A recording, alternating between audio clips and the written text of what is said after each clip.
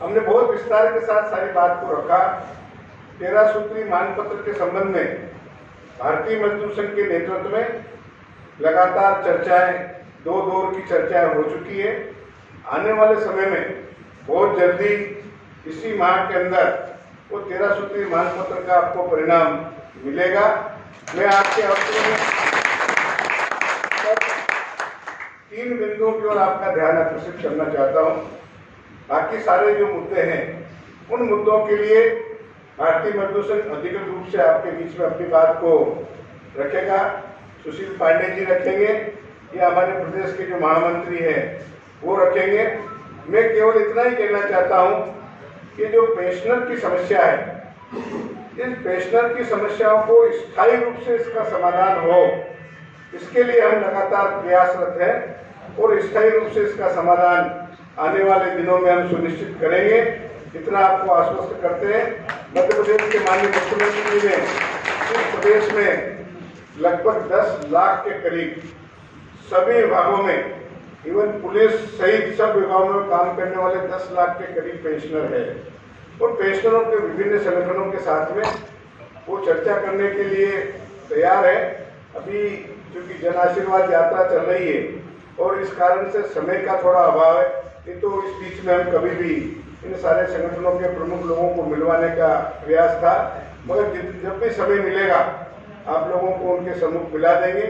समय नहीं भी मिला तो आपकी समस्याओं का समाधान सुनिश्चित करा देंगे, ये हम आपको आश्वस्त करते हैं। दूसरा मुद्दा आउटसोर्स का। आउटसोर्स के संबंध में राज्य सरकार के श्रम विभाग के द्वारा हमने एक परिपत्र निकलवाया है। मध्य प्रदेश में 2.5 लाख करीब आउटसोर्स के कर्मचारी हैं जो विभिन्न सरकारी विभागों में काम करते हैं। उनके संबंध में एक दिशा निर्देश निकाला है। उस दिशा निर्देश के माध्यम से उस आउटसोर्स में काम करने वाले कर्मचारियों को, चाहे वो कोई सी भी कंपनी हो, कोई सा भी ठेकेदार हो, किसी के वहां वो काम करता है तो उसके लिए कॉन्ट्रैक्टर्स हमारे रेगुलेशन एक्ट जो है उस संविदा एक्ट का पालन होना चाहिए। और उस एक्ट का पालन करने के लिए, क्योंकि हमारे बीच में अधिकारी बैठे हैं, ये ज्यादा इस बात को समझते हैं कि जिनको हम कॉन्ट्रैक्ट देते हैं और कॉन्ट्रैक्ट की जो शर्तें होती है उन शर्तों में ESI, EPF, छुट्टियां, ग्रेचुटी, ये सारा का सारा प्रावधान उसके अंदर है और उस प्रावधान का उससे कंपनी से जो ठेकेदार है उससे उसका पालन कराया जाना चाहिए। ये दिशा निर्देश में स्पष्ट दिया है।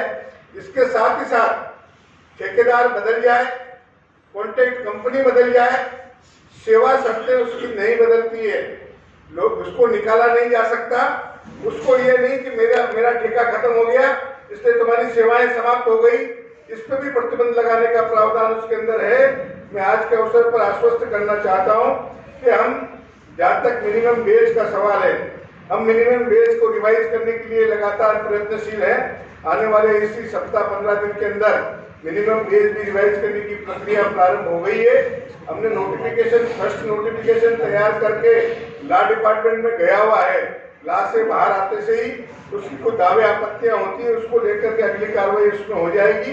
पर इसके साथ ही साथ आप एक बात को समझने की कोशिश करें कि हम सब लोग जिस प्रक्रिया से गुजरते हैं उस प्रक्रिया में थोड़ा हमको भी जागरूक होने की आवश्यकता है, हमको भी समझने की आवश्यकता है। हमने विद्युत मंडल की 5 कंपनियों के सामने और सरकार के सामने इस बात को रखा है कि मूल जो हमारी स्थायी संख्या थी उस स्थायी संख्या में लगातार कमी होते होते कमी हो रही है और कमी होता रहे। आज हम आउटसोर्स से पूरी कंपनियों को चलाने जा रहे हैं, इसलिए इस आउटसोर्स में जो टेक्निकल हैंड है, जो पढ़ा लिखा है, 10वीं 12वीं पढ़ा लिखा है, ITI है, डिप्लोमा है, ऐसे और एक्सपीरियंस अनुभव प्राप्त है, ऐसे सारे लोगों को इसी व्यवस्था के तहत सुविधा बनाया जाना चाहिए। अभी आपने देखा होगा हमने अतिथि विद्वान और अतिथि शिक्षकों को भी इस परिधि के तहत 50% लोगों को उनको अंदर लेने का प्रावधान किया है। इस प्रकार की व्यवस्था इसमें भी बने, इस बात के लिए हमारा प्रयास है। हम मिनिमम वेज को रिवाइज करने के लिए प्रयत्नशील हैं। बाकी सारे मुद्दे ये तिवारी जी के पास में भी होगा, उनके पांडे जी के पास भी होगा, नहीं तो भी एक कॉपी आपको दे दूंगा आउटसोर्स वाले। और यहाँ के जो हमारे पश्चिम क्षेत्र विद्युत वितरण कंपनी की जितनी भी यूनियन है वो भी इसको पढ़े और पढ़ बढ़ करके इसका पालन करवाए, ये उन सबकी जिम्मेदारी है। हम सब ठीक प्रकार से करेंगे। अनुकंपा नियुक्ति का एक प्रकरण है 2012 के पहले का, उस संबंध में सरकार मानने को तैयार नहीं, उसके बावजूद भी काफी आग्रह प्रयास करने के बाद में इस पे विचार करने के लिए वो तैयार हो गए हैं। तो विचार करने के कारण हम आपको ये कह सकते हैं कि आने वाले दिनों में इसमें भी कोई सुखद परिणाम आ सकता है। ये 3 बिंदु जो थे, बाकी 13 आपकी जो मांगे हैं, इसके संबंध में जो चर्चा हुई है वो विस्तार से हमारा संगठन, क्योंकि हम सरकार के प्रतिनिधि होने के नाते हमारी अपनी मर्यादा दायरा है, उस दायरे में ही बोल सकते हैं। बाकी इसके साथ साथ हम आपको ये आश्वस्त कर रहे हैं कि बहुत लंबे समय के बाद आपस में मिलने का अवसर मिला है। हमारी एकता, भाईचारा और थोड़ा प्रगाढ़ हो, मजबूत हो।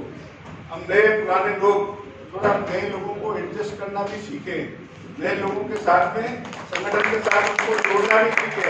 हम नए पुराने मिलकर के ठीक प्रकार से, क्योंकि आने वाले दिनों में इस मध्य प्रदेश की 5 कंपनियों को चलाने वाला ये नया जनरेशन जो है, यही इसको चलाएगा। जो आज का संविदा है, जो आज का आउटसोर्स है, कल ही वो यहाँ का स्थायी कर्मचारी अधिकारी होगा। इसलिए आवश्यकता इस बात की है कि हम सब मिलजुल करके आपस में भाईचारे के साथ में ठीक प्रकार से काम करेंगे। निश्चित रूप से आप सबको मैं पुनः विश्वकर्मा जयंती की हार्दिक शुभकामना देता हूँ। मेरे को 3 कार्यक्रम में और जाना है।